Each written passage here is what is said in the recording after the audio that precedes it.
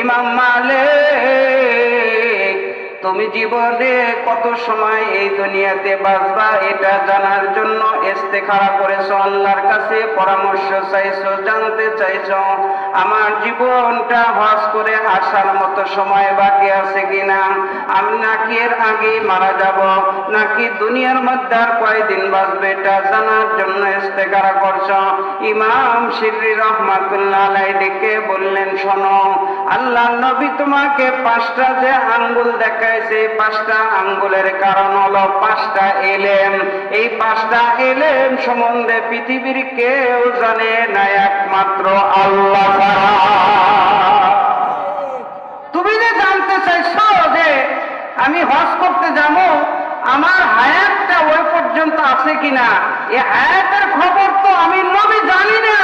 এই 5টা ইলমের মধ্যে একটা আছে যে মৃত্যু কখন হবে, আর এই মৃত্যুর খবরটা আমি জানি না, এটা আল্লাহ জানে।